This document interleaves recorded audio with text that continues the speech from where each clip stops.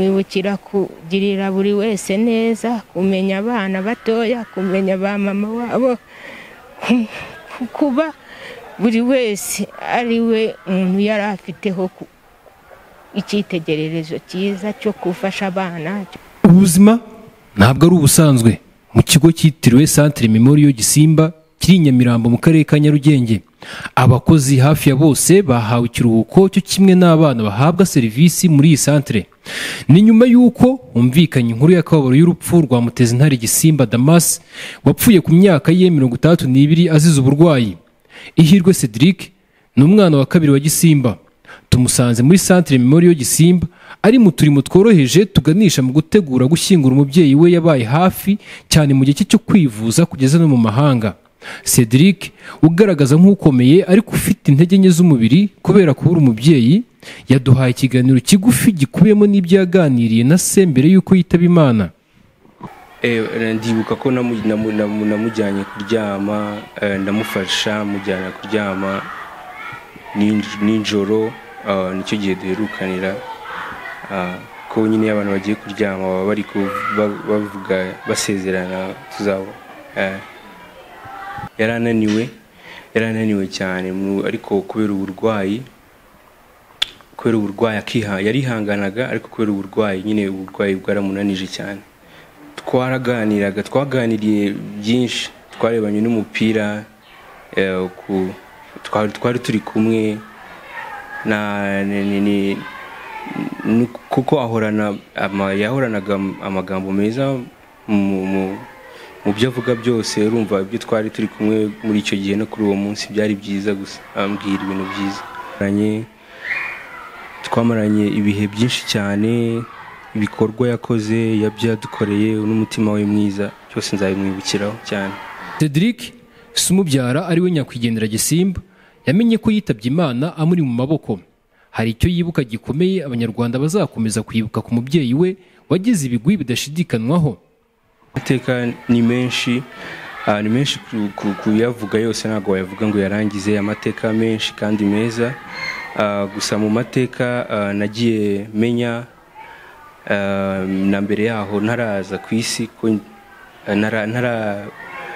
ku isi, nuko kuva na kera yari umuntu ukora ibikorwa byiza, ufasha abantu. Amateka ye nagiye menya rero nuko yagiye afasha abantu, ageraho arokora n'abantu mu gihe cya jenoside yakorewe Abatutsi. Ni menshi cyane, ni byinshi cyane, ariko amateka ye ni ibigwi byiza gusa. Asana Ari David, Mukamusoni Veneranda na Ndambaje Anastase kuri ubu bafite akazi muri Centre Memorial Gisimba. Gasana na Mukamusoni bo barerewe mu kigo cy'imfubyi cyaje guhinduka centre. Bose bazi neza amateka nyakwigendera Gisimba kandi hari icyo babona yakwigirwaho kubw'ibikorwa bye bya kimuntu.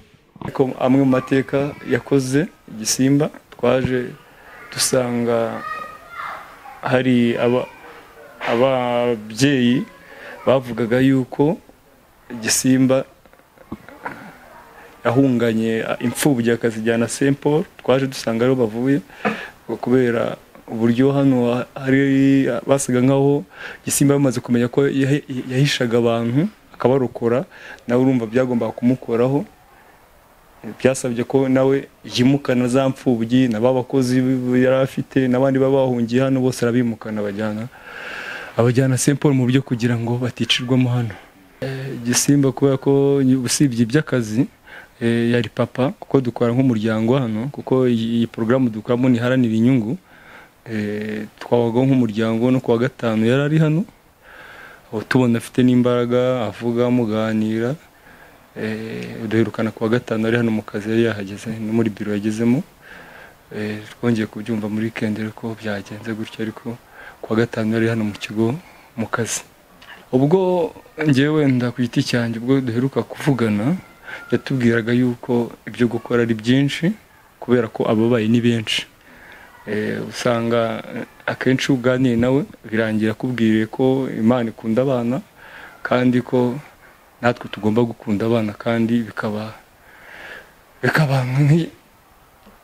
nk'umurage yaduhaye kugira ngo natwe tujye dufasha tutitaye ku nyungu, ahubwo tugira ngo urugendo rw'ubuzima turi kunyuramo ruzatubere urugendo rwiza abantu bazatwibukiraho nyuma tuvuye muri ubu buzima. Kamuze nyine yari umuntu wita kuri we buri muntu wese. Duhereye ku yawe hano wahageze ute? Ku yanjye je nahageze 2008 agera nyine ndi umuntu ukeneye gufashwa n'ushaka ishuri ryo kwigamo imyuga, kubera ko habaga mukuru wanjye ari we yakoraga, baramfasha agenda mpaba nyine gake gake, bigeze ubwo nyine nza kugenda mba hanze ariko bakamfasha. Musaza yaramfashije cyane kugeza no kuri iyi saha nabyaye umwana wanjye uwo mfite w'umuhungu, mbahangaha yarerewe ahageze mu mwaka wa 4 yiga, nawe yari papa wiwe nanjye yari papa wanjye, twabanye nawe igihe kinini ariko amateka ye utangiriye ku ntangiriro zo hasi, wenda mukuru wanjye we arayazi neza, nanjye ayo nzi guhera aho ngaho nyine uko naje ndi mukuru bikaba ngejeje ubu ngubu nyine nkibaye. Maze imyaka 16 yareraga abana b'imfubyi, afasha n'abantu n'abana biga. Ikindi cya kabiri muziho nuko yakije abantu muri jenoside, abifashijwemo n'Imana arokora abantu.